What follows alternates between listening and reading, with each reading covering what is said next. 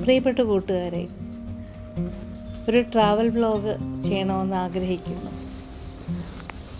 ഈ ആഴ്ച ഞങ്ങൾ കർജത്ത് എന്ന സ്ഥലത്ത് പോയിരുന്നു.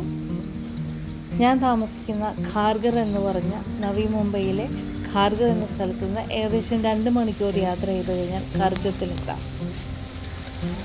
കർജത്തിൽ മെയിനായിട്ട് നമുക്ക് നല്ല പ്രകൃതി സൗന്ദര്യം നമുക്ക് ആസ്വദിച്ച് റിലാക്സ് ചെയ്തിരിക്കാൻ പറ്റിയൊരു സൂപ്പർ സ്ഥലമാണ്.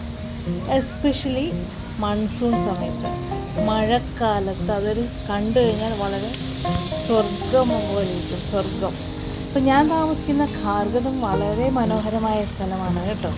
എങ്കിലും മറ്റൊരു സ്ഥലത്തേക്ക് പോകാനുള്ളൊരു ആകാംക്ഷ നമുക്ക് എപ്പോഴും ഉണ്ടാവും. നമുക്ക് കുറച്ച് ജോലി തിരക്കുകളിൽ നിന്ന് ഒഴിഞ്ഞ് നമുക്ക് കുറച്ച് കുടുംബവുമായിട്ട് ചിലവഴിക്കാൻ പറ്റിയ ഒരു സ്ഥലം നമ്മൾ അന്വേഷിക്കും അല്ലേ.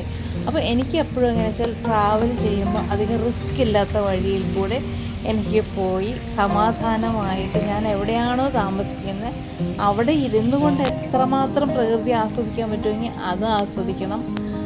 ഞാൻ എവിടെയാണോ സ്റ്റേ ചെയ്യുന്നത് ആ സ്ഥലം ആസ്വദിക്കണം. ഞാൻ വഴിയിലൂടെ യാത്ര ചെയ്യുമ്പോൾ ആ റോഡ് ട്രിപ്പിലുള്ള സീനറീസൊക്കെ മൊത്തം ആസ്വദിക്കണം. ഇതാണ് എൻ്റെ ഒരു രീതി.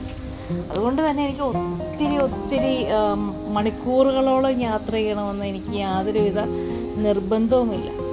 അപ്പോൾ അതുകൊണ്ട് ഇത് കർജത്തിൽ തന്നെ എനിക്ക് തോന്നിയത് 3ാമത്തെ തവണയാണ് ഞാൻ പോയിരിക്കുന്നത് കേട്ടോ. അപ്പോൾ കർജത്തിൽ ഇത്തവണ ഞാൻ റാഡിസൺ ബ്ലൂ റിസോർട്ട് എന്ന് പറഞ്ഞ സ്ഥലത്താണ് താമസിച്ചത്. റാഡിസൺ ബ്ലൂ പ്ലാസ റിസോർട്ട് കേട്ടോ.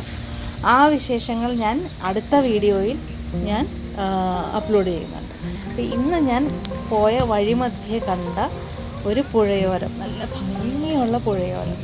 അപ്പോൾ അവിടെ വെച്ചെടുത്ത വീഡിയോ ആണ്. അപ്പോൾ പുഴയുടെ തീരത്തൊരു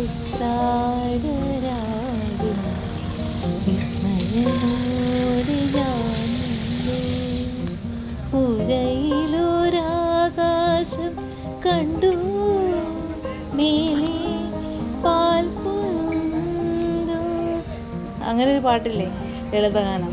അപ്പോൾ അതൊക്കെ എനിക്കിങ്ങനെ ഭയങ്കരമായിട്ട് മനസ്സിലോട്ട് വന്നു കേട്ടോ. എനിക്ക് ഈ പുഴയൊക്കെ കണ്ടിട്ട് എനിക്ക് ഭയങ്കര ഇഷ്ടമായി. എനിക്ക് നേച്ചർ ഇങ്ങനെ കണ്ട് അവിടെ അങ്ങോട്ട് സമാധാനമായിട്ട് അങ്ങോട്ട് ഇരുന്ന് അവിടെ അങ്ങ് കിടന്നുറങ്ങിയാൽ മതി, അങ്ങനെ എനിക്ക് തോന്നും. അപ്പോൾ നിങ്ങൾക്ക് ഈ വീഡിയോ ഇഷ്ടപ്പെട്ടാൽ തീർച്ചയായിട്ടും ലൈക്ക് ചെയ്യണം, സബ്സ്ക്രൈബ് ചെയ്യണം. ഞാൻ കൂടുതൽ വിശേഷങ്ങളായിട്ട് നിങ്ങളുടെ അടുത്ത് വരുന്നുണ്ട്. നിങ്ങളും യാത്ര പോകണം, എല്ലാവരും യാത്ര പോകണം കേട്ടോ.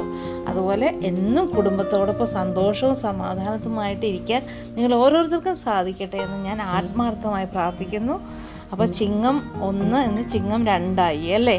അപ്പോൾ എല്ലാവർക്കും ആശംസകൾ, നന്മകൾ നേരുന്നു.